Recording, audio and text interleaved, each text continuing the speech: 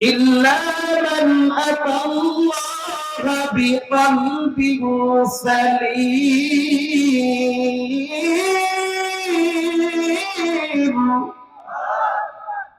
Volume এত আস্তে কেন? পিক আপ বাড়ায় দিয়ে বলেন আল্লাহু আকবার। আরে মাহমুদুল হাসান পয়সা তো কম কারণ না। মোহাম্মদপুরের মতো জায়গায় 90 লক্ষ টাকা দিয়ে জায়গা কিনছি মাদ্রাসার জন্য। চাইলে ফ্ল্যাট 2টা কিনতে পারতাম, বাড়ি 10 তলা আরো 5 বছর আগে ঢাকায় করতে পারতাম। পয়সার বস্তা আমার পিছনে দৌড়া। শুকর আল্লাহ, লা ফাখরা লাহু।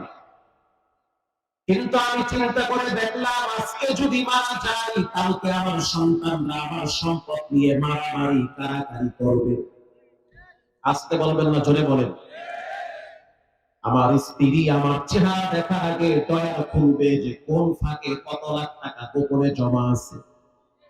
ব্যাংকে গিয়া তালাশ করবে, কারণ যে মরছে তো মইলাই গেছে, তারে নিয়ে ভাবার তার সময় না। আসেন এই সব কইছিল ভাই। বাচ্চামারির পক্ষ থেকে লিল্লাহি তাকবীর। আলহামদুলিল্লাহ। অনেক যুবকদেরকে দেখবেন আল্লাহর দেওয়া প্রদত্ত নিয়ামত হায়াত, এই সময়টাকে নষ্ট করে মোবাইল, পাবজি, ফ্রি ফায়ারের মাধ্যমে। তো সময় কারো জন্য দামি, কারো জন্য দামি না, কারো জন্য মূল্য, কারো জন্য মূল্যহীন, কিন্তু সময়ের মূল্য অনেক বেশি। এজন্য আপনাদের সামনে আমি বেশি সময় আলোচনা করব না। কে রাগ করলেন, কে খুশি হইলেন, এগুলো দেখার সময় আমার নাই। এগুলো এক সময় ছিল, এখন নাই। আমি আমার গতিতে চলি। আমি 1 ঘন্টা সময় আপনাদের সামনে কথা বলবো। যদি দেখি উঠা বসার ব্যারাম, তো তার আগে দোয়া করে দিব। আর যদি আপনারা আমাকে 1 ঘন্টা সময় দেন, আমি একটা ফাউল কথা বলবো না। কোরআন এবং সুন্নাহকে সামনে রেখে 2-4টা কথা আমলের জন্য বলবো। জানি না কালকে সকালে কার না জানি জানাজার এলান হয়েছে। হতে পারে কারোর জন্য মসজিদে পালকি রেডি হয়ে গেছে। এটাও হতে পারে কারো না কারোর জন্য দোকানে কাপড়ের কাপড় চলে আসছে। ভাই পারে কি পারে না?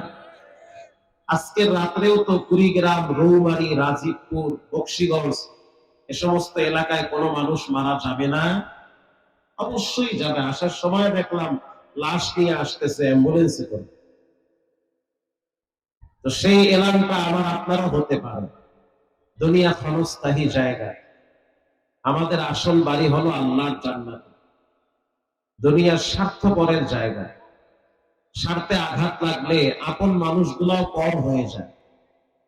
গতকালকে পত্রিকায় দেখলাম যে আজকের কথা, একজন অ্যাডভোকেট, তার একটা লেখা পড়লাম। তার কাছে একটা মামলা এসেছে, কোর্টে দাঁড়াতে হবে। মামলা কে করেছে? ছেলে। কার বিরুদ্ধে? বাবার বিরুদ্ধে। মামলা কে করেছে? ছেলে। বলেন কার বিরুদ্ধে? আব্বার বিরুদ্ধে। আসলে কি আব্বার বিরুদ্ধে মামলা হওয়া ঠিক? কিন্তু পরিস্থিতি মানুষকে ওই পর্যায়ে পৌঁছায় দেয়। কিসের মামলা? ছেলের বক্তব্য হলো, আমি বিয়ে করছি, বাপে আমার বউ নিয়ে দৌড়ায়। সুবহানাল্লাহ। আউযুবিল্লাহ না নাউযুবিল্লাহ। মানে শ্বশুরে ছেলের বউ নিয়ে পালায় গেছে। এটা সুখের সংবাদ না, দুঃখের সংবাদ। তো স্বার্থে আঘাত লাগছে, ছেলে বাবার বিরুদ্ধে মামলা দিয়ে ফেলাইছে।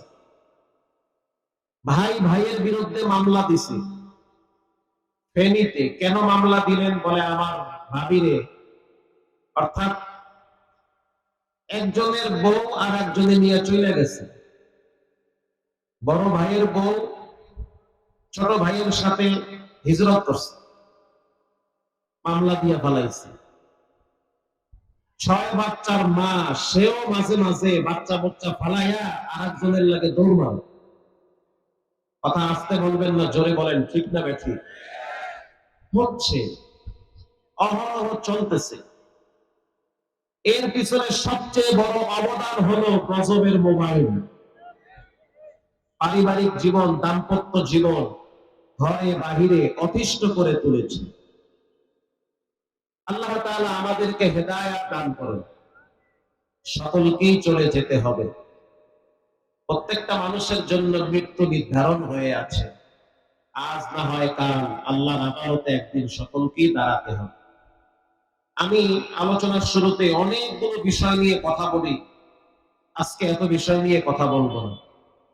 সংক্ষিপ্ত 2-4টা গুরুত্বপূর্ণ কথা বলবো। আমার দিকে তাকান। সফল ব্যক্তি হতে চায় না এমন কোন মানুষ আছে? সফলতা চায় না, আনন্দ চায় না, খুশি থাকতে চায় না, এরকম কোন মানুষ পাগল ছাড়া পাওয়া যাবে? সবাই আনন্দ চায়। আচ্ছা, কষ্টে থাকতে চান এমন কোন মানুষ আছেন এখানে? নাই। সবাই সুখ চায়, কিন্তু কারো জীবনে সুখ আসে, কারো জীবনে দুঃখ আসে। একজন মানুষের সফলতার জন্য 2জন ব্যক্তি লাগে। আবার বলি, একজন মানুষের সফলতার জন্য বলেন কয়জন ব্যক্তি লাগে? যত সফল মানুষ দেখছেন, আপনি গোপনে জিজ্ঞাসা করেন তোমার সফলতার পিছনে কাদের অবদান, চোখ বন্ধ করে 2জন ব্যক্তির নাম বলবে। এই যুবক ভাইরা, এমন একটা সময় চলতেছে স্বার্থ ছাড়া মানুষ মানুষকে এক কাপ চাও খাওয়ায় না। কথা ঠিক না? এখন না হয় বাবার হোটেলে আছেন, ঘুরে আনার খান। এক সময় এমন হতে পারে যে সংসারের পুরা দায়িত্ব আপনার ঘাড়ে আসবে। সবার জন্য কষ্ট করবেন, মাগার সবাই হাসি পাবেন না, সবাই মন পাবেন না। এমনও হতে পারে রাত দিন থাকতে থাকবেন, ঘরের মানুষগুলাও স্বার্থে আঘাত লাগলে চেহারা কালা বানায় ফেলাবে। সফলতার জন্য 2জন ব্যক্তি লাগে। একজন হলো জনম দক্ষিণী মা। আল্লাহু আকবার বলেন। বলেন কে? ডাক দেন তো জোরে, বলেন কে? মা। মক্কা লিখতে প্রথম অক্ষর ম, মদিনা লিখতে প্রথম অক্ষর কি? ম। মুকাদ্দাস সিতুয়া, প্রথম কিবলা ফিলিস্তিন, বাইতুল মুকাদ্দাস। মুকাদ্দাস এখানেও প্রথম অক্ষর কি? ম। ম দিয়ে অনেক কিছু হয়। মা লিখতেও প্রথম অক্ষর কি লাগে? জোরে বলেন, ম লাগে। সফলতার জন্য 2জন ব্যক্তি লাগে। প্রথম ব্যক্তির নাম আমি আপনাদেরকে বলছি, বলেন তো তার নাম কি? মা। মায়ের দোয়া ছাড়া পৃথিবীর কোন মানুষ সফলতার মুখ দেখতে পারে না। এমন কি পৃথিবীতে যত নবীকে আল্লাহ তাআলা পাঠিয়েছেন, শুধু একজন নবী ছাড়া, যার জন্ম হয়েছে জান্নাতে, আল্লাহ আকবার বলেন, তিনি হলেন আপনার আমার পিতা আদম আলা নবিয়্যিনা আলাইহিস সালাতু ওয়াস সালাম। তার আব্বা আম্মা কি আছে? না। তাকে ডাইরেক্ট সৃষ্টি কে করেছে? আল্লাহ। বাকি সমস্ত নবীদের মা পৃথিবীতে ছিল, মায়ের মাধ্যমে আল্লাহ দুনিয়ায় পাঠাইছে। প্রত্যেকটা নবীর সফলতার পিছনে, প্রত্যেকটা নবীর তার গন্তব্যে যাওয়ার পিছনে মা বাবার অনেক চোখের পানি রয়েছে। যেমন আমরা নেতা নির্বাচন করি ইলেকশনের মাধ্যমে, ভোটের মাধ্যমে, কিন্তু নবীদের ক্ষেত্রে সিস্টেমটা ভিন্ন। নবীদেরকে আল্লাহ তাআলা সিলেকশনের মাধ্যমে নবী বানায়, তার একক সিদ্ধান্তে। বলেন সিদ্ধান্ত দেওয়ার মালিক কে? আল্লাহ। এই জন্য কখনো কখনো বেঈমানের ঘরেও আল্লাহ নবী দান করে। আল্লাহ আকবার বলেন। বাবা বেঈমান, অথচ ওই ঔরসে আল্লাহ ইব্রাহিম নবীকে দান করছে। বাবা ইব্রাহিম,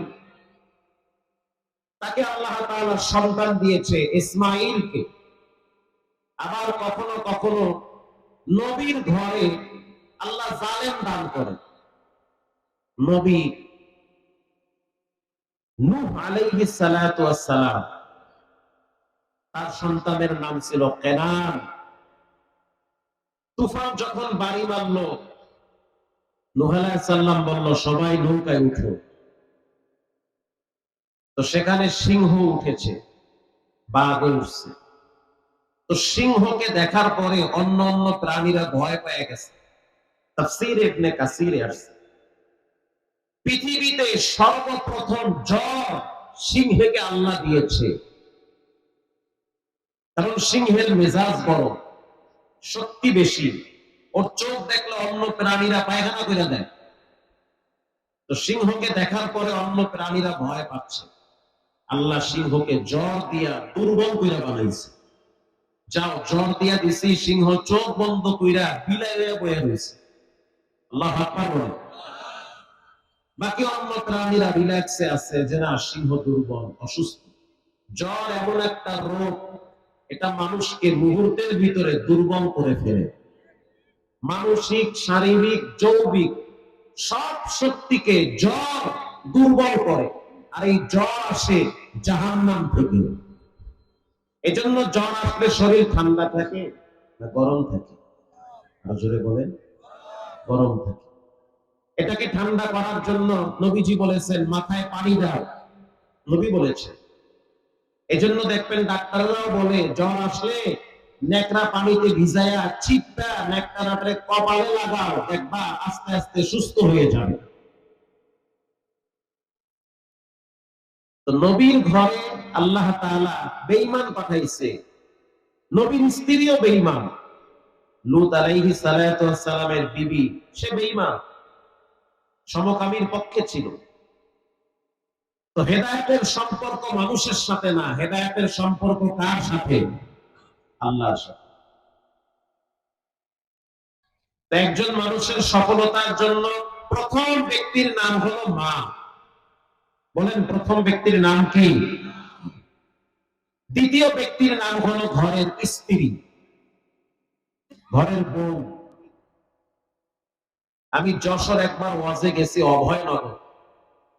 রাত্র ৩টার সময় এক দোকানে ঢুকলাম। ঢোকার পরে দেখলাম যে একজন ব্যক্তি, সে চা বিক্রি করতেছে, কিন্তু বেচারার দুইটা পা নাই। একেবারেই ছোট মানুষ, মনে হয় হাঁটু দিয়ে হাঁটে। এমন মানুষ দেখছেন না? পাও না। তো দোকানের সামনে বসলাম, অনেকক্ষণ তাকায় রয়েছে। আমিও দেখতেছি আল্লাহর সৃষ্টি, আল্লাহ বানাইছে। হাত দুইটা, তাও আবার ছোট। মাশাআল্লাহ, মুখে দাড়িও আছে। কপালের দিকে তাকায় দেখলাম সিজদার চিহ্নও আছে। তার মানে বুঝলাম লোকটা ছোট হলেও, প্রতিবন্ধী হলেও,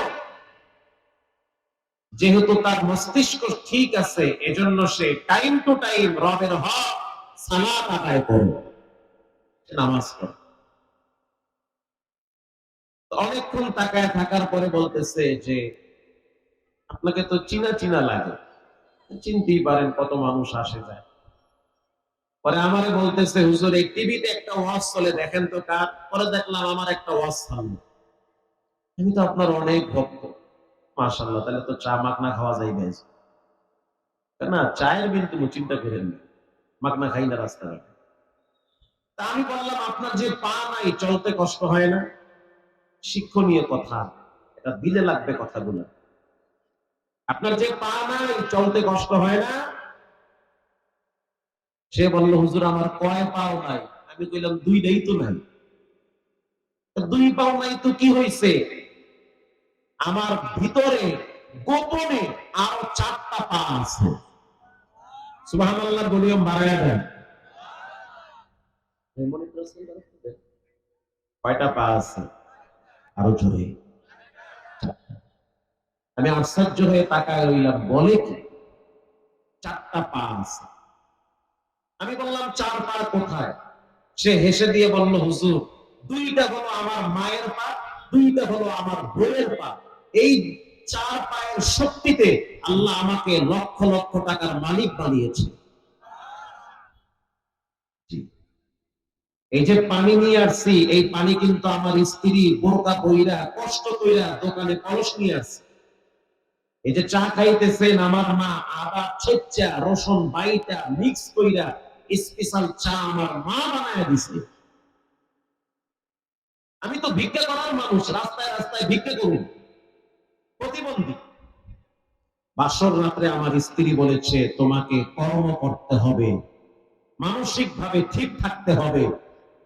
রবের সিদ্ধান্ত যাই হোক, লা ইউগাইয়িরু মা বিকাউমিন হাত্তা ইউগাইয়িরু মা বিআনফুসিহিম। ওই জাতির ভাগ্য আল্লাহ ততক্ষণ পরিবর্তন করে না যতক্ষণ নিজেরা চেষ্টা করে না। আসতে বলবেন না, জোরে বলেন ঠিক না ঠিক? আমাদের ভাগ্য অতীতে যা ছিল সেটা আমরা চোখ দিয়ে দেখেছি, উপলব্ধি করেছি। এবার আমরা চাই আমাদের ভাগ্য যেন আল্লাহর দ্বীন পরিপূর্ণ থাকে। তো চার পায়ের শক্তিতে আল্লাহ আমাকে সফলতা দান করেছে। বাসর রাত্রে স্ত্রীকে আমি একটা নাকফুল দিয়েছিলাম, একটা আংটি দিয়েছি বাবার জমি বিক্রি করে। ওই আংটি আর নাকফুল বিক্রি করে আমার স্ত্রী আমার হাতে 11,000 টাকা দিয়েছিল। 11,000 টাকা দিয়ে বলেছে, চায়ের দোকান দাও, বসে বসে চা আর পান বিক্রি করো, এই ব্যবসার ভিতরে রেজেকে আল্লাহ বরকত ঢেলে দিবে। বিশ্বাস করেন, আমার মায়ের চোখের পানি আমি চোখ দিয়ে দেখছি। যেদিন আমার মা দেখেছে যে আমার দুই পায়ে শক্তি কম, হাঁটতে পারি না, দুই পা একেবারেই নাই, হাঁটুতে ঘর দিয়ে দিয়ে হাঁটি, ওই দিন আমার মা বলেছে, আল্লাহ আমার এই সংসারকে তুমি ব্যবসার মাধ্যমে হালাল উপার্জনের তৌফিক দান করো। হুজুর, আজকে আমি কয়েক লক্ষ টাকার মালিক, দোয়া করিয়েন আগামী 2-1 বছরের ভিতরে স্ত্রীকে আর মাকে নিয়ে আমি ওমরার সফরে যাব। তাহলে সফলতার জন্য বলেন কয়জন ব্যক্তি লাগে? আলোচনা বলেন। প্রথম জনের নাম কি? দ্বিতীয় জনের নাম স্ত্রী। সহজে আরো একটু বুঝাই। হাজারীবাগে, ঢাকা, গত কয়েক মাস আগে একজন ব্যবসায়ীর ফ্যাক্টরিতে আগুন লাগছে। তো এই ব্যবসায়ী দাঁড়ায় দাঁড়ায় কাঁদতেছে, আমার ফ্যাক্টরিতে আগুন। স্ত্রী বোরকা পইরা স্বামীকে সান্ত্বনা দেওয়ার জন্য পাবলিক ফিল্ডে চলে আসছে। স্বামীকে বলতেছে, করোনার টাইমে তুমি কয়েক লক্ষ টাকা লস খাই না, আল্লাহ তাআলা কি তোমার এর পরবর্তীতে পোষায়া দেয় না? দিছে। তো তোমার ব্যাগের ফ্যাক্টরিতে আগুন লাগছে, সাময়িক পরীক্ষা, মন খারাপ করিও না। আরে ব্যাগের ফ্যাক্টরি হুদ্দা আগুনে পুড়ে ছাই হয়ে যা, তাতে আফসোস নাই। তুমি বেঁচে থাকলি আবার এরকম 10টা ফ্যাক্টরি আল্লাহ দান করবে। এটা হলো স্ত্রীর বলার কারণে স্বামীর শরীরে শক্তি চলে আসছে। ব্যবসা বাণিজ্যে নামার পরে ধরা খাইছেন, বউ যদি কয় তুমি ধরা খাওয়া না, খাইবে কেনা? হাজারের ঘরের বাজার রে। এমন একটা বেশকি মারছে, যদ্দুর কাম কাম কাজ কাম শিখছে, রও শেষ, হাড়ের ব্যথা বাড়বে যায়। পুরুষ সহজে দুর্বল হয় না, পুরুষ দুর্বল হয় ঘরের নারীর ভেস্কিতে। আরো জোরে বলতে হবে, ঠিক না বেঠিক? কোন পুরুষ সহজে দুর্বল হয় না, মানসিক ভাবে ভেঙে পড়ে না। ডিসি, এসপি, আইজি, ডিআইজি কয়েক গাঁটটি আমি দেখছি, একটা না কয়েক গাঁটটি। সবাই কোরআনের কাছে ধরা, যে যতই তাফালিম করুক প্রত্যেকেই কোরআনের কাছে একেবারেই পরিপূর্ণ ধরা। কোরআন ছাড়া মানব জীবনে কোনো শান্তি আর শৃঙ্খলা আসতে পারে না। আমরা চাই আল্লাহর জমিনে কোরআনের রাজ কায়েম হোক, ইনশাআল্লাহ। বলে ইনশাআল্লাহ। একজন সাহাবী এসে বলল, আইয়ুল আমালি আহাব্বু ইলাল্লাহ, ওগো আল্লাহর রাসূল, আল্লাহর কাছে কোন আমলগুলি সবচেয়ে প্রিয়? আল্লাহর হাবিব বলেন, আস-সালাতু আলা ওয়াক্তিহা, আল্লাহর কাছে সবচেয়ে প্রিয় আমল হলো টাইম টু টাইম মসজিদে গিয়ে নামাজ আদায় করা। সুবহানাল্লাহ বলেন। বলেন কি পড়া? নামাজ। যার জীবনে নামাজ নাই তার জীবনে কোনো সফলতাই নেই।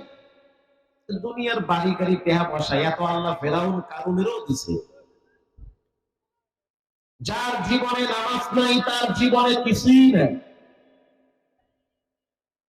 কোরআনের ভিন্ন আয়াতে রব্বুল আলামিন বলেন, ওয়া'মুর আহলাকা বিস-সালাত ওয়াসতাবির আলাইহা লা নাসআলুকা রিজকা।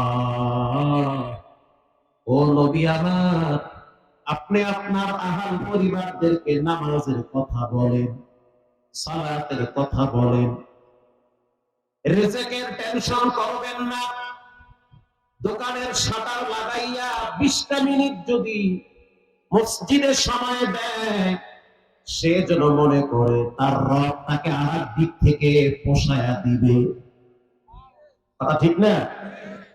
লা নাসআলুকা রিজকা, রিজেকের মালিক পৃথিবীর কেউ না, রিজেকের মালিক একজন। চিৎকার মেরে বলেন তিনি হলেন কে? আপনি রিজেক নিয়ে টেনশন করিয়েন। দোকানদার ভাই, ব্যবসাওয়ালা, ব্যবসায়ী ভাই, সিএনজি ড্রাইভার, অটো ড্রাইভার, সাবধান। তোমার কর্মের দ্বারা যেন কখনোই নামাজ মিস না হয়। কারণ যখন সিজদা দেয় মানুষ তখন রবের নিকটবর্তী হয়ে যায়। এক একটা সিজদার এত দাম, এত দাম, এত দাম। রাসূল বলেন যখন মানুষ জমিনে সিজদা দেয়, রব্বুল আলামিন ওই বান্দার নাক এবং কপালের ভিতরে রবের কুদরতি পাক দুইটা বিছায়া দেয়। সিজদা দেয়। ইয়াউমা লা ইয়ানফাউ মালুন ওয়ালা বানুন।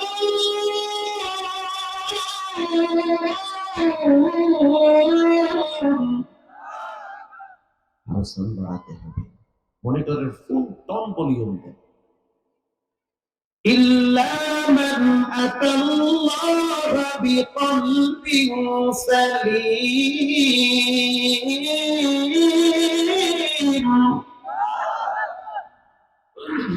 এই মনিটর ফিট করা হচ্ছে উপরে, এটা টানে না আমার গলা। ইল্লা মান আতাল্লাহা বিকলবিন সালিম। আল্লাহ বলেন অপেক্ষায় থাকো, লিখে রাখো, কপালে লেখা রাখো, কপাল করা। যেই সম্পদের জন্য নামাজ মিস করলা, যেই সন্তানের জন্য তুমি নামাজ ত্যাগ করলা, এমন একটা দিন আসবে যেদিন সম্পদও কাজে আসবে না, সন্তানও কাজে আসবে না। বেশি করে না, খুব তাড়াতাড়ি। ইল্লা মান আতাল্লাহা বিকলবিন সালিম।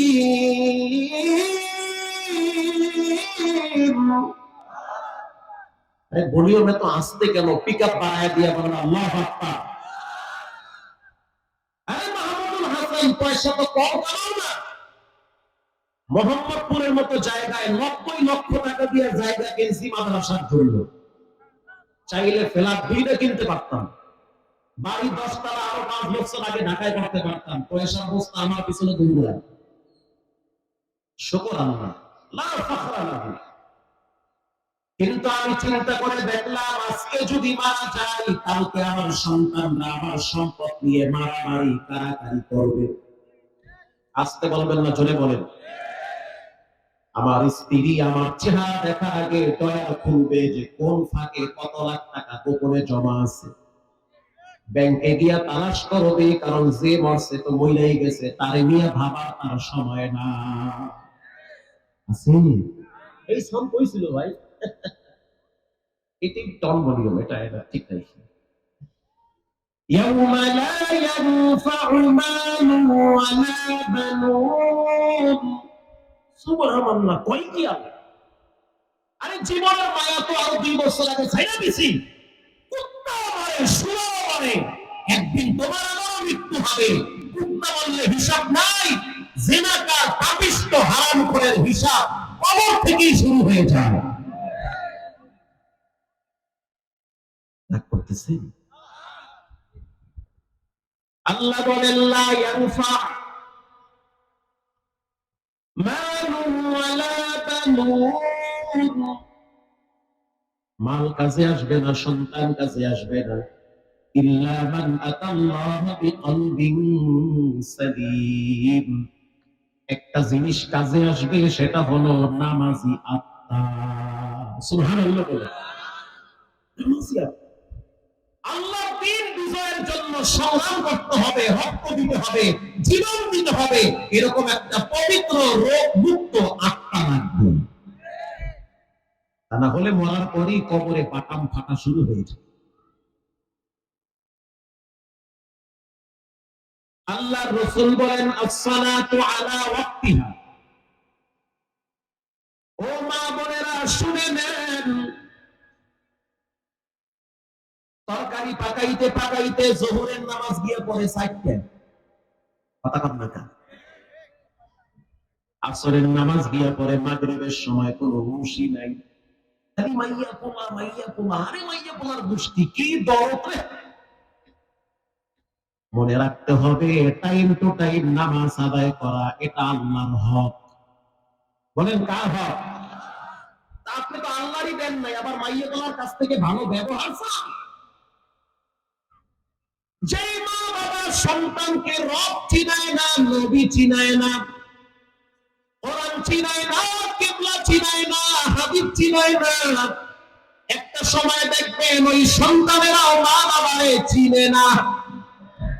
আপনি কইলো ঠিক না কইলো ঠিক, একটু কমায় দেন ভাই, একটু কম হালকা। এ ভাইরা আমার, আল্লাহর রাসূল বলেন আসসালাতু আলা ওয়াক্তিহা, টাইম টু টাইম নামাজ আদায় করো, কারণ নামাজ আদায় করলে বিচারের ময়দানে তোমার আমলনামা ডান হাতে দেওয়া হবে। সালাত আদায় করলে কবরের ভিতরে তোমার মাথার কিনারায় নামাজ দাঁড়ায় বলবে, মাটিরে সাবধান, চাপ দিবি না। এ সালাত আদায় করতো, একে চাপ দেওয়া যাবে না। কেউ যদি এশারের নামাজের পর সূরা মুলুক পড়ে, এত সোনায় সোহাগা, বাম্পার লেগে গেছে গা।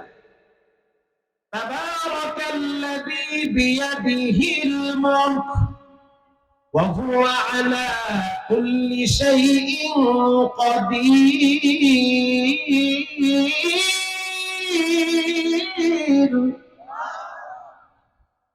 যারা চিৎকার মেরে বলবে আল্লাহু আকবার, তাদের হাত ভালো থাকবে, মৃত্যুর সময় কলেমাটা মুখ থেকে টাচ করে বের হয়ে যাবে। এজন্য জবান খুলে বলেন আল্লাহু আকবার। নবীজি বলেছেন, যারা এশারের পরে সূরা মুলুক পড়বে, তাদের কবরে নূরের বাতি জ্বালায় দেওয়া হবে। আরে ভাই, মুলুক পড়লে যদি কবরে বাতি জ্বালায়, এই কোরআন যদি মুসলমানরা নিয়মিত পড়ে আর সংসদে যদি জ্বালাইতে পারে, সারা দেশ কোরআনের আলোতে জ্বলবে। এটা হইলে অনেকের ভাল লাগে না। রাগ করছেন নাকি? রাগ কইরা ঘরে গিয়া 2 থাল পান্তা কাঁচামরিচ 3টা দিয়া চোখ বন্ধ করে খান, দেখবেন রাগ ঠান্ডা হয়ে যাবে। আল্লাহর রাসূল বলেন আসসালাতু আলা ওয়াক্তিহা। আল্লাহর কাছে সবচেয়ে প্রিয় আমল হলো টাইম টু টাইম নামাজ আদায় করা। কিন্তু মুসল্লিদের ভিতরে বিভিন্ন কোয়ালিটি আছে, নামাজিওয়ালার ভিতরে বিভিন্ন কোয়ালিটি রয়েছে। কিছু মুসল্লি আছে শুধু শুক্রবারই মুসল্লি, জুমার দিন মসজিদে যায়, যদি দেখে মসজিদে তবারক আছে তো বয়া বয়া 2-4 রাকাত নামাজও পড়ে। আর যদি দেখে তবারক নাই, সালাম ফিরায়া সুন্নত বাদ দিয়ে আর একজনে জুতা লইয়া দৌড় মারে। কথা কন না কা? হ্যাঁ, ঠিক কথা। আপনাকে মহল্লা মসজিদে আগামী শুক্রবার আপনি বেশি না 10 কেজি মিষ্টি দিয়ে, আর মিষ্টি দিবেন কোন সময় জানেন? সুন্নত শেষ আরো আধা ঘন্টা দেরি করবেন, দেখবেন মুসল্লি আরো 300 বইয়ে রয়েছে। ভাই জান না কাবারি, আরে আল্লাহর ঘর বইয়ে থাকলে তো সওয়াব আছে। আরে কি সওয়াব, এ তো মিষ্টি খাওয়ার লেগে বইয়ে রয়েছে। আরো যদি বিরিয়ানি দেন, এই যে নামাজ হইবে 2:30টায়, বিরিয়ানি দিব 3টায়, দেখবেন এরপর মসজিদের বারান্দায় জায়গা হবে না। আবার কিছু মুসল্লি আছে সারা বছর নামাজ পড়ে না, সবে কদর সবে বরাত আসলেই দেখবেন মার দিয়া পাঞ্জাবি পইরা আতর লাগায়া মসজিদের প্রথম কাতারে যায় নামাজ বিছায়, এগো ভিড়ে ইমাম সাহেব ঢুকতে পারে না। আবার কিছু মুসল্লি দেখছি মরার তরে হঠাৎ নামাজ ধরে, মরার তর হঠাৎ নামাজ, আল্লাহ আকবার, রুজমুজু দরকার নেই। ঢাকা থেকে লঞ্চে বরিশাল যাচ্ছি, লঞ্চ নাম শুনছেন না? শুনছেন না? বেশি বড় হবে না, এই 5-7 জন লোক তো ধরে, তাই না? লঞ্চে আরো বেশি, আরো বেশি। লঞ্চে উঠার পর দেখলাম অনেক যাত্রী, অধিকাংশ যাত্রী দেখলাম মুরব্বী, যারা বসে বসে তাস খেলায়। লঞ্চে গিয়েও তাস খেলায়, লুডো খেলায়, ক্যারাম বোর্ড খেলায়। আবার কেউরে দেখলাম এক খাল খাইয়া টিভির দিকে চাইয়া বয়া বয়া মোরা খাওয়ায় থাকে, রাত 3টা পর্যন্ত ছবি চলে বয়া থাকে। বাপেও দেখে, মায়ও দেখে, নাতিও দেখে, দাদাও দেখে। ওই টিভিতে যা যা হয় নাতি তাই তাই শিখে। কথা বলেন না কেন? শিখতেছে। টিভিতে দেখতে আছে নাটকের মধ্যে নায়ক নায়িকার হাত ধইরা নায়িকার বাপের সামনে দাঁড়ায় বলে, নিয়ে গেলাম পারলে ঠেকা। এই শিক্ষা তোমার মেয়ে যখন পায়, তোমার চোখের সামনে আরেকটা ছেলের সাথে ভেঙে যায়, তোমার নাকে জুতা বাইয়া। কথা কর না কেন? তুমিও তো এই বাক্স ঘরে হান্দাইয়া মাইয়া কোনারে হিলতেছে। 3 দিন পরে গিয়ে কয় হুজুর তাবিজ দেন। বউ মাইয়া গেছে গা, তো অপেক্ষায় তাই ম্যাডামও যাইবে কদিন পর। মাগরিবের সময় বললাম আসেন আল্লাহর ঘর মসজিদ। লঞ্চ কর্তৃপক্ষ নির্ধারণ করেছে এই জায়গায় নামাজ হবে, চলেন একসাথে নামাজ আদায় করি। কয়েকজনে বলি ফেললো যার নামাজ হেদারে, তার মানে হুজুর আপনার নাম নিয়ে পারেন, আমাকে আমরা চিন্তা করুন।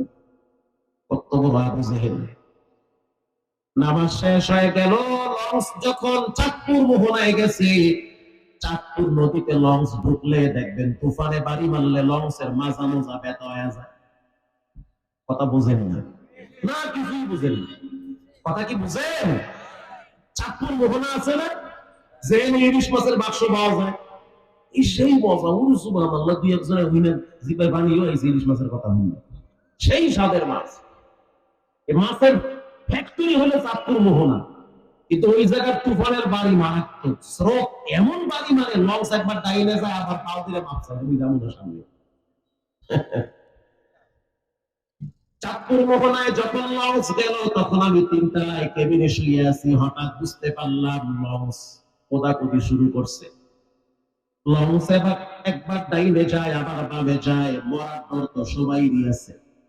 কথা কন না কেন? মরার ডর নাই? মূলত মরার ডর আছে। ও আল্লাহ, লঞ্চে কি বলবো?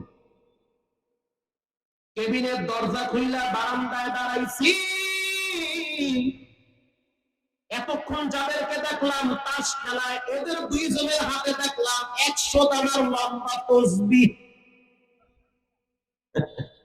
তাও আবার কি বলে, সব্বিয়ালা সব্বিয়ালা সব্বিয়ালা। আশ্চর্য বিষয়, প্র্যাকটিস না থাকলে তো সব্বিয়ালা বলবেন। আমি বের হইলাম, হুজুর মানুষ টুপি দেখছে মাথায়, বললো হুজুর সালাম আলাইকুম, পশ্চিমটা কোন দিকে? তার মানে এতক্ষণ পশ্চিম খুঁজে নাই, এখন বুঝছে লঞ্চ যেইভাবে বাড়ি মারতে আছে, না জানি লঞ্চ পানির তলে চইলা যায়। আর আমরা যদি মইরা যাই তাহলে তো লাশ খুঁজাও পাওয়া যাবে না, পানির নিচে তো কুমির আছে, বড় বড় মেদ মাছ আছে। কথা বল না কা? এখন কয় হুজুর পশ্চিম কোন দিকে? আমি বললাম এতক্ষণ তাস খেলাইছেন, এখন বেটাইমে পশ্চিম কেন খুঁজেন? তাহাজ্জুদ করবেন? কয় না, নমাজ পড়বো, ইশারের নমাজ।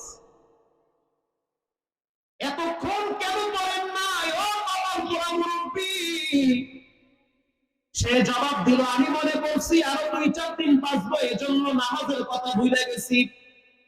এখন বুঝলাম তুফানে বাড়ি মারছি, মরা বুঝি নাকের ডগায়, মরার ডরে হঠাৎ নামাজ ধরে।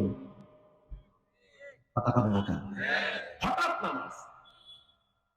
গত কয়েক বছর আগে এয়ারপোর্ট থেকে আমি আর মাওলানা খোরশেদ আলম কাসিমি হাফিজাহুল্লাহ দুইজন একসাথে যাইতেছি কক্সবাজার এক মাহফিল। তো এয়ারপোর্টে বসে আছি, বিমান ছাড়বে 4টায়, বিমান ছাড়ছে 4:30টায়। তো কিছু দূর যাওয়ার পরে বিমানের ভিতরে চিল্লাচিল্লি শুরু হইতেছে। তো আমরা যে বসলাম পাশের সিট গুলা দেখলাম যুবক যুবতীরা মোটামুটি বিমান মাথায় লইছে, মানে খুব আনন্দে আছে। কেউ হাসে, কেউ গল্প করে, কেউ দেখলাম ছবি তুলে, কেউ ভিডিও করে, কেউ আবার দেখলাম একা একা ভিডিও করে বলতেছে আব্বু ভাই ভাই আমি যাচ্ছি। খুব আনন্দ, মানে ভালো একটা আনন্দ ফিল করতেছে। যখন বিমান পুরো বলতে আছে সাবধান, কুয়াশার কারণে আমরা সামনে কিচ্ছু দেখতে পাই না, সিট বেল্ট গুলা শক্ত করে বাঁধবেন, আর যে যেমনে পারেন দোয়া কালাম পড়েন। রুহুতে পানি আছে, মরার দর আসতে না বেশি বেশি। এতক্ষণ যে সমস্ত মেয়েদেরকে দেখলাম মাথায় কোনো কাপড় নাই, এখন দেখি এদের মাথায় 2-3টা কাপড় একসাথে। এতক্ষণ যাদেরকে দেখলাম বিমানের ভিতরে চিল্লা চিল্লি হই হুল্লা নাচানাচি অশ্লীলতা, এখন দেখলাম ওই ব্যাগের ভিতর থেকে সিরা টফি বাইর কইরা মাথায় দেয়া কয় হুজুর পশ্চিমটা কোন দিকে। তার মানে তারা ভালো করে জানে আউয়ালু মা ইউহাসাবু বিহিল আবদু ইয়াউমাল কিয়ামাতিস সালাহ, কিয়ামতের দিন সর্বপ্রথম নামাজের হিসাব নেবেন কে? নামাজের হিসাব নেবে আল্লাহ। এখন কয় পশ্চিম কোন দিকে। তো মুসল্লিদের ভিতরে কোয়ালিটি আছে, কিছু মুসল্লি আছে হঠাৎ নামাজ ধরে, আবার কিছু মুসল্লি আছে প্রতিদিন হাজারো কষ্টকে উপেক্ষা করে, ক্ষেতের ভিতরে কামলা দেয়, প্রচন্ড রোদের ভিতরে শরীরটা ক্লান্ত হয়ে যায়, শরীর থেকে দর দর করে গামগুলা পড়ে, ঘাম পড়তেছে, ইন্ডিভিন টাইমে আযানের ওয়াক্ত হয়ে গেছে, নামাজের ওয়াক্ত চলতেছে। ওই ক্ষেতের কৃষককে দেখছি ক্ষেতের ভিতরে উযু বানাইয়া কোমরের গামছা খুইলা ক্ষেতের ভিতরে বিছাইয়া সিজদায় গিয়া কয় সুবহান রাব্বিয়াল আ'লা। এসি রুমে যারা শুয়া শুয়া বৈশা বৈশা দাঁড়ায় দাঁড়ায় নামাজ আদায় করে, তাদের সিজদার চাইতে ক্ষেতের ভিতরে কৃষকের সিজদার মূল্য আল্লাহর কাছে অনেক বেশি। মুকুম চুস্তি নামাজে পাঞ্জে কানা ফাওয়াইলুল লিল মুসাল্লিন আল্লাযীনা মুমিনারা ইনামাজে ইমদাদে দা ইস্তাঈনু আয়াতে কুরআবাখা আয়াতে কদ আফলাহা রায়াদকুম দৌরকুম দর মা'নিয়াতিল সাদিকুন। নারায়ে তাকবীর। আল্লাহর কাছে সবচেয়ে প্রিয় আমল প্রথম সেটা হলো কি? আরো জোরে বলেন কে? নামাজ পড়বেন তো ইনশাআল্লাহ। সাইলেন না নামাজ। যুবক ভাই তুমি জেনা করো গোপনে গোপনে, তোমার পায়ে হাত দিয়ে বলি, তারপরেও তুমি নামাজ ছাইরা দিও না। তুমি একটা মেয়ের সাথে গোপনে আকাম করো, পৃথিবীর কেউ দেখে না, দেখেন একজন, তিনি হলেন কে? তারপরেও পায়ে হাত দিয়ে বলবো, অনুরোধ করে বলবো নামাজ ছেড়ে দেওয়া যাবে না। আমার নবী মৃত্যুর আগে আগেও বলছে আসসালাত আসসালাত আসসালাত, উম্মত নামাজ নামাজ নামাজ। নবীজি নামাজের জন্য তায়েফে মার খেয়েছে, এই নামাজের জন্য উহুদে মার খাইছে, এই নামাজের জন্য রাহমাতুল লিল আলামিনের মাথার ভিতরে হেলমেট ভেঙে ঢুকে গিয়েছে, এই নামাজের জন্য নবীজির শরীর থেকে রক্ত ঝরেছে। তুমি নবীর উম্মত হইয়া নামাজের টাইমে কানে হেডফোন লাগাইয়া নাচতে নাচতে বাড়ি যাও, নামাজ পড়ো না।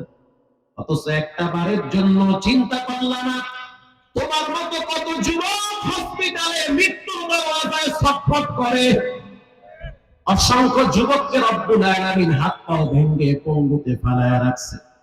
তুমি মিথ্যা বলো তারপরেও বলবো নামাজ পড়ো, গাঁজা খাও তারপরেও বলবো নামাজ নামাজ, তুমি যত রকমের বেহায়াপনা করো তারপরেও বলবো নামাজ নামাজ নামাজ।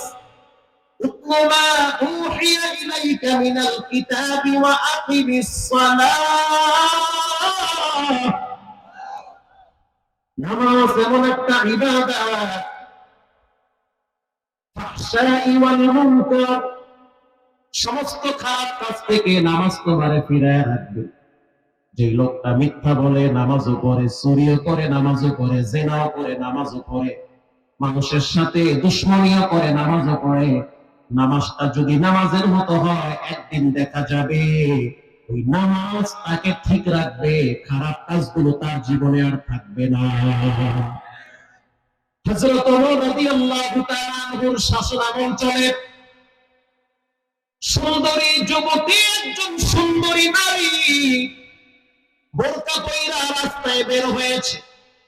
অনেক আগের থেকে এক যুবক মেয়েটাকে টার্গেট করে রাখছে। কি দেখা ওরে পছন্দ করলা বলে বোরকার ফাঁক দিয়া চোখ দিয়া যখন তাকাইছে, চোখ দেখা বড় মায়া লাগছে। কিছুদিন পরে মেয়েটা বুঝতে পারলো যে যুবক আমার পিছনে পিছনে ঘুরে। একদিন হঠাৎ যুবক ছেলেটা মেয়েটাকে প্রস্তাব করলো যে আমি তোমাকে বিবাহ করতে চাই, তোমাকে অনেক ভালো লাগে। মেয়েটা বলল তুমি আমাকে পাইতে পারো, শর্ত হলো একটানা 40 দিন হযরত ওমরের পিছনে নামাজ আদায় করা লাগবে। আল্লাহু আকবার, জোরে বলেন। হে যুবক, তুমি কি নামাজ পড়ো? বলে পড়ি না। মেয়েটা বলল যদি আমাকে পাইতে চাও তাহলে একটানা 40 দিন খলিফাতুল মুসলিমিন হযরত ওমর রাদিয়াল্লাহু তাআলা আনহুর পিছনে সালাত আদায় করতে হবে। রাজি? 40 দিন কা 600 দিন আদায় করুন, তারপরে তোরে পাওয়া লাগবে। ঠিক আছে, কালকের ফজর থেকে রেডি হও। রেডি। ফজর সময়, ফজরের টাইমে চলে গেল মসজিদে নববীতে। অনেক কষ্ট করে উযু করলো, সুন্নাত আদায় করলো। হযরত ওমর আসবে ইমামতির মুসাল্লায়। কে সেই ওমর? লাম কানা বা'দি নাবিয়্যান লাকানা ওমর। নবীর পরে কেউ যদি নবী হইতো, রব্বুল আলামিন হযরত ওমরকে নবী বানায়া দিত। এমন দাবি সাহাবী। হযরত ওমর ইমামতির মুসাল্লায় দাঁড়ায় আছে, সালাত আদায় করে। ইমাম সাহেব খলিফাতুল মুসলিমিন হযরত ওমর, যিনি রাষ্ট্রপ্রধান, তিনি মসজিদেরও ইমাম। এরকম রাষ্ট্রপ্রধান আমরা বাংলাদেশে দেখতে চাই। রাষ্ট্র চালাবে, টাইম হয়ে যাবে, সবাইকে নিয়ে ইমামতির মুসাল্লায় দাঁড়িয়ে যাবে, এমন রাষ্ট্রপ্রধান আমরা বাংলাদেশে চাই। এটাও কইলে দোষ? দোষ না, হয় এটাও দোষ। হযরত ওমর রাদিয়াল্লাহু তাআলা আনহু দাঁড়ায় গেল, তেলাওয়াত শুরু করে দিল। আলহামদুলিল্লাহি রাব্বিল আলামিন আর রহমানির রহিম মালিকি ইয়াউমিদ্দিন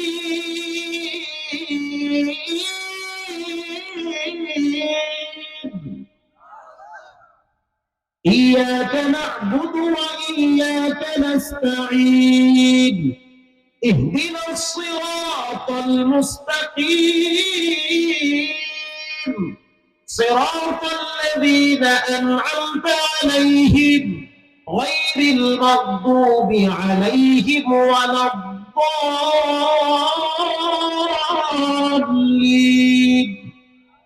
প্রথম রাকাতে তেলাওয়াত করলো সূরা তাহা, দ্বিতীয় রাকাতে তেলাওয়াত করলো সূরা আবাস।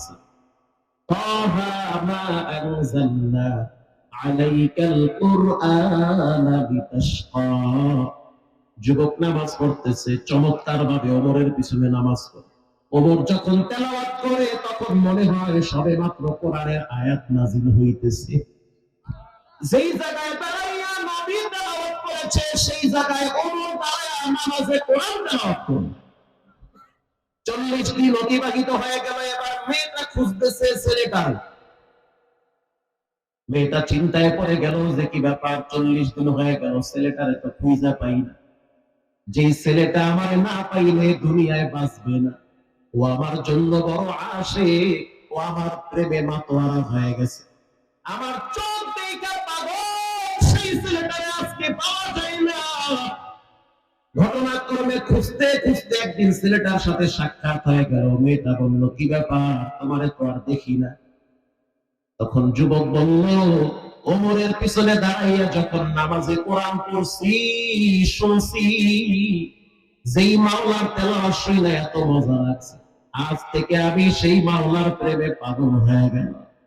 আমি একজন জাহান্নামের আসামি, শয়তানের ধোঁকায় আমার জীবনটারে ধ্বংস করে ফেলেছি। আমি রাতেও গুনাহ করছি, দিনেও গুনাহ করছি, আমার হাতের সাথে পাপ লেগে আছে। পানি খাইতে গেলে পাপ বলে তুই খারাপ, কেন তুমি পানি খাও? পানি বলে আমি নাকি খারাপ। মাটিতে হাঁটলে মনে হয় মাটি আমারে ধিক্কার দেয়। এখন আমি বুঝতে পারলাম একদিন আমার মৃত্যু হয়ে যাবে। আমি তোমার জন্য যতই পাগল হই, আমার মৃত্যুর পরে আমার লাশটা তুমি 2 দিন ঘরে রাখবা না। কথা ঠিক না বেঠিক? যতই তুমি আমার জন্য পাগল হও, আমি একটা না যদি 3 মাস অসুস্থ হয়ে বিছানায় পায়খানা প্রস্রাব করি, তুমি আমার পাশে থাকবে না। এখন আমি বুঝতে পারলাম, যেই মালিক আমারে চালাইতেছে ওই মালিকের ভোলা যাবে না। প্রতিদিন আমি শ্বাস টানি, শ্বাস ছাড়ি, চোখ দিয়ে আমি কত কিছু দেখি, আমি আমার কান দিয়া কত কিছু শুনতে পাই, হাত দিয়ে আমি কত কিছু ধরি। রব চাইলে আমার হাতের শক্তি কেড়ে নিতে পারত, রব চাইলে আমার মুখের স্বাদ কেড়ে নিতে পারত। রব্বুল আলামিন কিছুই তো নেই নাই, দয়ার চাদরে আমারে বাঁচায় রাখছি। আমি সিদ্ধান্ত নিছি, মৃত্যুবরণ করার আগে আমাকে ঈমান নিয়ে দুনিয়াতে বাঁচতে হবে, ঈমান নিয়ে কবরে যাওয়া লাগবে। এই জন্য আমি হযরত ওমরের সাথে পরামর্শ করলাম কিভাবে আমি কবরের আযাব থেকে বাঁচতে পারি। হযরত ওমর আমাকে পরামর্শ দিল, প্রতিদিন মৃত্যুর কথা স্মরণ করো। মৃত্যুর কথা স্মরণ করলে তোমার শক্ত দিল আল্লাহ নরম বানায় দিবে। আমি যখন চোখ বন্ধ করি তখন ভাবি আমার লাশটা বুঝি কবরে নামায় ফেলায় আছে। আর রাসূল বলেছেন, কেউ যদি গুনার ময়লা নিয়ে কবরে যায়, অন্ধকার কবর, ডানেও মাটি বামেও মাটি, ওই ডানে বামের মাটি যদি আমার ইচ্ছা হাড্ডিগুলো ভেঙে চুরমার হয়ে যাবে। 1 থেকে 99টা সাপ আমার কবরে আসবে। এতদিন আমি তোমার জন্য পাগল ছিলাম, আজ থেকে আমি একজনের জন্য পাগল, তিনি হলেন কে? हर मुरीद देने तू तैयार है, जो न मांगे उससे तू बेजार है। নামাজ এমন একটা ইবাদত যা মানুষকে খারাপ কাজ থেকে ফিরিয়ে রাখে। যুবক এতদিন যেই মেয়েটার জন্য পাগল ছিল, এখন নামাজ পড়ার কারণে পাগল হয়েছে একজনের জন্য, তিনি হলেন কে? আল্লাহ কোরআনে বলেন, তোমরা আমার কাছে যদি সাহায্য চাও তাহলে 2টা জিনিসের মাধ্যমে চাও। ইস্তাঈনু বিস-সাবরি ওয়াস-সালাহ। আল্লাহর কাছে সাহায্য চাওয়ার মাধ্যম হলো 2টা, নামাজ, 2 নম্বরে ধৈর্য। আল্লাহু আকবার বলেন। 1 নম্বরে কি? আরো জোরে বলেন কি? নামাজ। 2 নম্বরে ধৈর্য। এবার সাহাবী আবার প্রশ্ন করলো, ওগো আল্লাহর হাবিব, আল্লাহর কাছে 3টা জিনিস নাকি সবচেয়ে প্রিয়। প্রথমটা বুঝলাম, আল্লাহর কাছে প্রিয় হলো নামাজ। এবার বলেন 2য় নাম্বার কি? নবীজি বলেন, সুম্মা বিররুল ওয়ালিদাইন, আব্বা আম্মার সাথে সৎ ব্যবহার কর। কি মনে করলেন? এটা সাধারণ কোনো বিষয় না, এটা লোক কত আপনি তো ভাবতেই পারবেন না। যার আব্বা আম্মা বেঁচে আছে, মনে করেন যে রহমতের 2টা হাত আপনার মাথার উপরে আছে। যার মাও নাই বাবাও নাই, তার মতো হতভাগা দুনিয়াতে কেউ নাই। কষ্টের কথা শোনার মতো কেউ নাই। কষ্ট নিয়ে ঘরে যাবেন, এমন এমন ঘর আছে, ঘরে গেলে কষ্ট আরো বাড়ে। কথা বলেন না কেন? ব্যবসায় লস খাইছেন, ছেলের চেহারা কালা হয়ে গেছে। ঈদের সময় মার্কেটিং করে দিতে পারেন না, মেয়েটার চেহারা কালা হয়ে গেছে। স্ত্রীর জন্য প্রতি বছর দামি দামি শাড়ি কিনে দেন, এই বছর দিতে পারেন নাই, দেখবেন স্ত্রীর চেহারা কালা কইরা কথা বলতে চায় না। কিন্তু যতদিন মা বাবা ছিল, তাদের কথা একটাই, বাবা কিছুই লাগবে না, তোমরা ভালো থাকো, এটাই চাই। মা বাবার কথা হলো এটা। এজন্য রাসূল বলেছেন সুম্মা বিররুল ওয়ালিদাইন, আল্লাহর কাছে সবচেয়ে প্রিয় হলো মা বাবার সাথে সৎ ব্যবহার করা। কোরআনে আল্লাহ বলেন ওয়ালা তানহারুহুমা, মা বাবা বুড়া বুড়ি হয়ে গেছে, মাথায় ঝাঁকি দিয়া কথা বইল না। আমার আব্বা অসুস্থ মানুষ, বিছানায় পড়ে আছে, আল্লাহর দরবারে কোটি কোটি শুকরিয়া যে আল্লাহ আমাকে খেদমত করার সুযোগ করে দিয়েছে। গতকালকে যখন বাসায় গেলাম রাত্রি 3টার সময়, যখন কমলাটা সামনে নিয়ে দিছে, বাবায় বাচ্চাদের মতো হয়ে গেছে, কমলা হাতে নিয়ে চোখের গোড়ায় দেখলাম পানি আছে। আমি বুঝতে পারছি এই পানিটা হলো তৃপ্তির পানি, সন্তানের জন্য দোয়া। আমি তো গর্বের সহিত বলি, বুক ফুলায় বলি রে যুবক, যতদিন আমার আব্বা আম্মার দোয়া মাথার উপরে থাকবে, ততদিন আমার রব আমারে ইজ্জতের চেহারায় রাখবে। রিক্সা চালায় খাও, ভ্যান চালায় খাও, জীবনে কোনোদিন মা বাবার কান্দাবা না। মা বাবা এক অমূল্য সম্পদ, যার আব্বা আম্মা নাই সে বুঝে মা বাবা না থাকা কি ব্যথা। আমার নবী মাঝে মাঝে আবওয়া নামক জায়গায় মায়ের কবরের পাশে দাঁড়ায় দাঁড়ায় বাচ্চাদের মতো কাঁদতেন। মুআয ইবনে জাবাল বলেন, হুজুর আপনার চোখে পানি, আপনি নবী, আপনিও কাঁদেন। নবী বলেন, এখানে যেই নারী শুয়ে আছে ইনি হলো আমার মা। আমি এই মহিলাটার পেটে ছিলাম, আমার মা যখন আমার পেটে নিয়ে উত্তপ্ত গরম পানির উপরে হাঁটতো, তখন মেঘের খণ্ড এসে আমার মায়ের মাথার উপরে ছায়া দিত। আমার মা যখন আমার পেটে নিয়ে রাস্তায় নামতো, মক্কার নারীরা আমার মায়ের শরীর থেকে ঘ্রাণ পাইত। আমার মা যখন কূপের কিনারায় দাঁড়াইতো, কূপের পানি নিচে চলে যেত। যখন আমার মা দাঁড়াইতো, তখন কূপের পানি আল্লাহর কুদরতে মায়ের নাকের গোড়ায় চলে আসতো। আমার মা বড় দামি মা, আমার মায়ের জীবনে বিন্দু পরিমাণ কোন কলঙ্কের দাগ নাই। আমার মায়ের নাম আমেনা, আমার কোলে নিয়ে মক্কার অলিতে গলিতে ঘুরেছে। যখন আমি ছোট ছিলাম, খেলাধুলা বাচ্চারা করতো, আমি বৈশা বৈশা খেলা দেখতাম। নবী কখনোই খেলাধুলায় লিপ্ত থাকতো না। বাচ্চারা খেলাইতো, নবী বসে বসে তাকায় তাকায় দেখ। সন্ধ্যার টাইম যখন হয়ে যেত, বাচ্চাগুলার মা আয়েশা বাচ্চারে কোলে নিয়া, বাবার বাবা বাচ্চার বাবা আয়েশা বাচ্চারে কোলে নিয়া বাড়ির দিকে যাইত। আমেনা তখন তাকায় দেখে আমার তো আব্বা নাই। আল্লাহর হাবিব তাকায় দেখে আমার তো দুনিয়াতে বাবা নাই। যদি আজকে আমার আব্বায় থাকতো, তাহলে আমি আমার আব্বার কোলে উঠতাম। একটু পরে আমেনা আয়েশা নবীজির কোলে নিয়ে কপালে চুমা দিয়া বলে, মুহাম্মদ কাঁদবা না, আমি তোমার মা, তোমার পাশে আছি।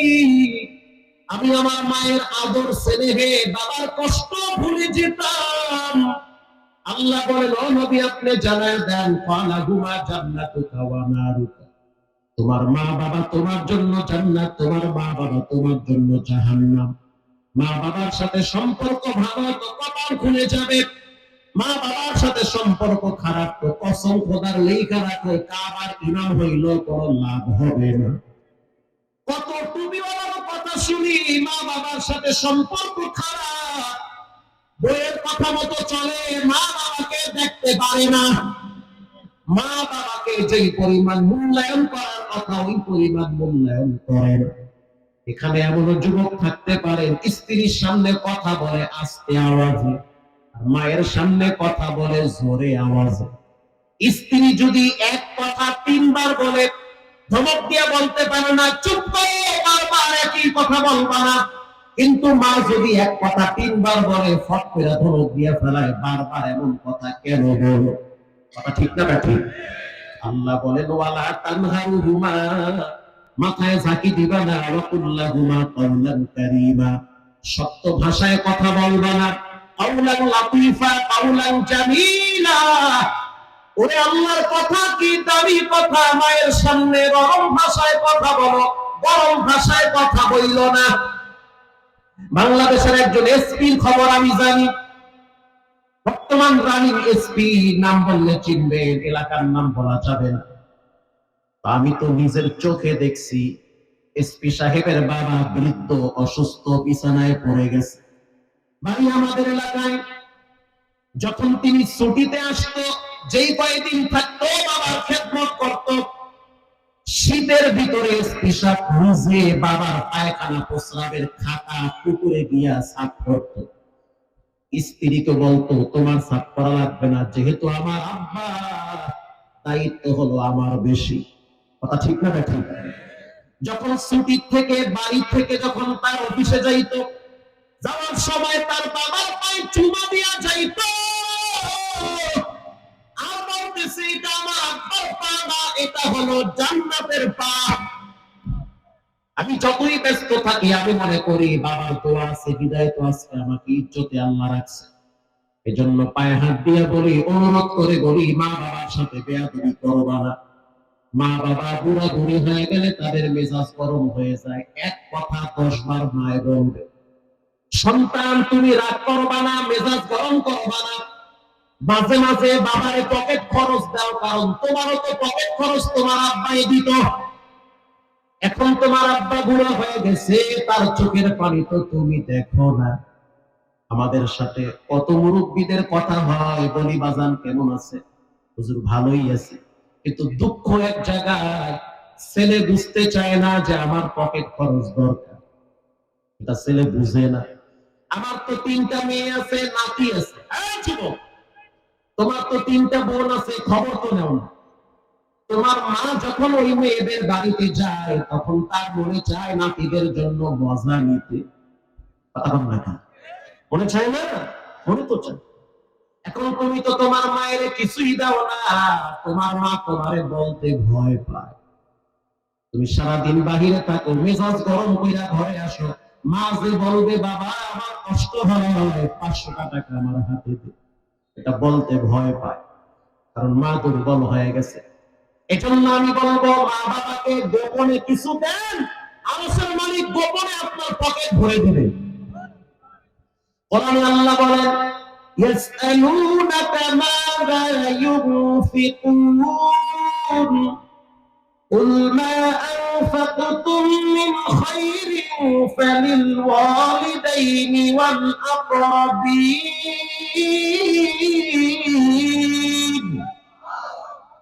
আব্বা আম্মার জন্য ব্যয় করো, রাগ করবা না। এত ওয়াজ, এত টাকা দেই, বাবা বেঁচে আছেন বিধাই তো টাকা কামাই করতে পারেন। টাকা তো সবাই হাতে আসে। কত মানুষ দেখছি 2 হাতে পয়সা কামাই তো এখন বিছানায় পড়ে আছে, হাত নাড়াইতে পারে না। রব দেয় বিদায় তো আপনি দিতে পারেন। এজন্য কেউ যদি হাত পাতে, রাগ করে না বলবেন না। আমি আপনাদের সামনে যেই হাদিস পড়ছি, রাসূল বলেছেন, মা বাবার খেদমত করো, সফলতা তোমার জন্য উন্মুক্ত হয়ে যাবে। 3 নম্বরে আল জিহাদু ফি সাবিলিল্লাহ, আল্লাহর রাস্তায় জিহাদ করা।